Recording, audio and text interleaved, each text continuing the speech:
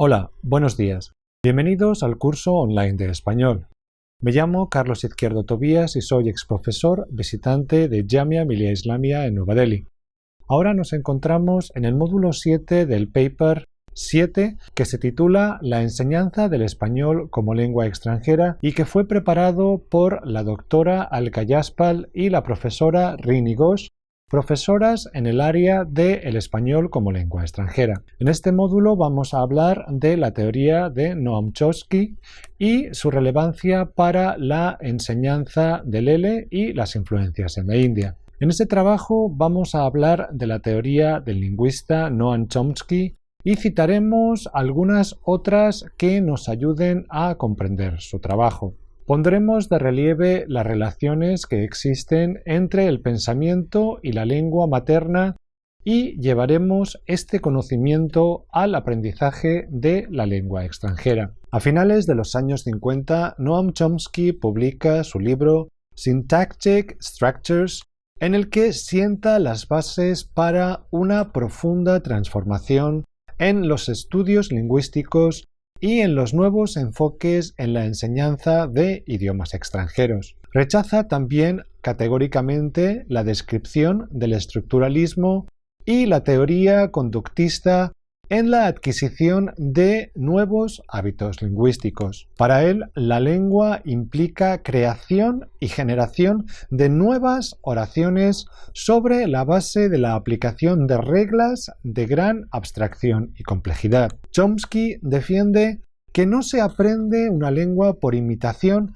sino a partir de la competencia lingüística del hablante. En el capítulo 4 de su libro El lenguaje y el entendimiento, forma y sentido en las lenguas naturales, Chomsky nos dice que una persona que conoce una lengua ha dominado un sistema de reglas que relacionan sonido y significado de una manera muy definida para un conjunto infinito de frases posibles. Así pues, cada lengua consiste, en parte, en un cierto acoplamiento de sonido y significado con infinitas variaciones. Por supuesto, una persona que conoce la lengua no es consciente de haber dominado estas reglas o de usarlas. De acuerdo a sus propias palabras, el material presentado en el capítulo 4 pone de manifiesto algunas de las limitaciones e insuficiencias de las primeras teorías y sugiere una dirección a seguir para rectificarlas. Años más tarde, este mismo autor publica investigaciones más técnicas sobre las teorías y sobre los problemas parecidos. En el mismo libro que mencionábamos anteriormente, en el capítulo 6, Lingüística y Filosofía, explora los puntos de contacto que existen entre ambas. De hecho, hoy en día se dice que los trabajos lingüísticos ofrecen interesantes perspectivas a la naturaleza del conocimiento humano, las bases de su adquisición y las maneras de usarlo característicamente. En otros estudios sobre Chomsky y su relevancia para la enseñanza de L, podemos leer que algunas de las teorías de las psicologías cognitivas tienen una base neuropsicológica que consideran el aprendizaje como un proceso mental y así se enfatiza. Para los cognitivistas, la información adquirida memorísticamente es de poco uso y rápidamente se olvida. Para el lingüista Chomsky está claro que la multitud de intenciones comunicativas del repertorio de un hablante nativo no puede aprenderse basado en una cadena de ER. Vamos a hablar ahora de los programas nocional funcionales a la enseñanza comunicativa. Muchos profesionales de la enseñanza de idiomas empezaron a rechazar las teorías sobre las que se apoyaba esta corriente metodológica. La lingüística estructural de Bloomfield y la teoría conductista de Skinner, procedente de la psicología del aprendizaje. En parte, estas reacciones brotaron de la crítica teórica que el lingüista norteamericano Noam Chomsky, en sus obras Syntactic Structures y Aspects of the Theory of Syntax había hecho contra la teoría lingüística estructural. Para él, las teorías lingüísticas basadas en un análisis estructural no podían explicar las características fundamentales de la lengua, la creatividad y la capacidad productiva e innovadora de la persona que la articula. El hablante no es un simple autómata que responde a estímulos externos, no aprende como resultado de la adquisición de hábitos lingüísticos a través de la repetición, como decíamos anteriormente, sino que parte de elementos lingüísticos finitos para poder expresar y comprender un número ilimitado de frases. La capacidad intelectual del ser humano se pone de manifiesto en el aspecto creador del uso del lenguaje. Se empieza, pues, a rechazar el aprendizaje memorístico de listas de palabras descontextualizadas y el aprendizaje que se lleva a cabo a través de ejercicios de repetición mecánica. Hablamos ahora de la enseñanza comunicativa. Otra gran aportación importante de la enseñanza comunicativa de los últimos años es el desarrollo de la competencia intercultural, que pasa a ser un objetivo fundamental en el aprendizaje de una lengua. El concepto de competencia comunicativa incluye la subcompetencia sociocultural relacionada, en los inicios de la enseñanza comunicativa, con los conocimientos culturales que tiene que adquirir el alumno para poder comportarse de forma apropiada, es decir, de acuerdo con las reglas sociales y costumbres del país donde se habla la lengua. A veces se ha traducido en que el alumno tiene que aprender a comportarse igual que los españoles en el caso del español. La competencia intercultural representa un paso más allá de la competencia sociocultural. No se trata de contar cosas relacionadas con la cultura española, por ejemplo, sino de implicarnos todos, alumnos y profesores, en una apertura hacia todas las culturas, desarrollando en el aula el interés por ellas, la capacidad de aceptar las diferencias e intentar modificar nuestras actitudes hacia otras de mayor respeto y tolerancia. La dimensión afectiva a la que se refiere Arnold en su publicación del año 2000 en el proceso de aprendizaje y los factores emocionales también va adquiriendo mayor relevancia en la enseñanza de idiomas. Vamos a hablar ahora sobre Internet y el enfoque comunicativo. Tenemos que ser muy optimistas sobre la posibilidad de enseñar comunicativamente la lengua en Internet. Afortunadamente, tanto las prestaciones y posibilidades de las TICs como la evolución que ya se puede comprobar en los materiales didácticos es compatible con los presupuestos teóricos del enfoque comunicativo, el aprendizaje constructivo y significativo y el aprendizaje cooperativo. Por tanto, podemos decir que la enseñanza de la lengua a través de Internet se caracteriza por fomentar la autonomía del alumno, ya que los profesores se ven obligados a crear materiales que permitan al alumno abrirse paso entre la inmensidad de páginas que hay en Internet, sobre todo enseñándoles estrategias para que puedan enfrentarse solos a este nuevo tipo de materiales. Permitir la integración de destrezas, presentar los contenidos de forma contextualizada, puesto que Internet integra en un solo soporte imágenes, sonido, vídeo, etc. Potenciar la interculturalidad en la medida en que las aulas virtuales recogen siempre grupos multiculturales y también porque el alumno se relaciona con material auténtico que facilita la adquisición simultánea de contenidos lingüísticos y culturales. Hablemos ahora sobre las aportaciones basadas en el concepto de competencia lingüística. En su crítica a Verbal Behavior de Skinner, Chomsky sostiene que el enfoque conductista es totalmente inadecuado para dar cuenta del comportamiento verbal. En su lugar, propone un nuevo enfoque que descansa sobre todo en la distinción entre competencia y actuación lingüísticas, en la existencia de un mecanismo innato de adquisición del lenguaje y sumamente específico, en la creatividad o productividad como rasgo distintivo del lenguaje y en las reglas generativas que permiten transformar las estructuras profundas en estructuras superficiales. La nueva psicolingüística se va a desarrollar en torno a dos grandes cuestiones. 1. ¿Tienen las reglas transformacionales realidad psicológica?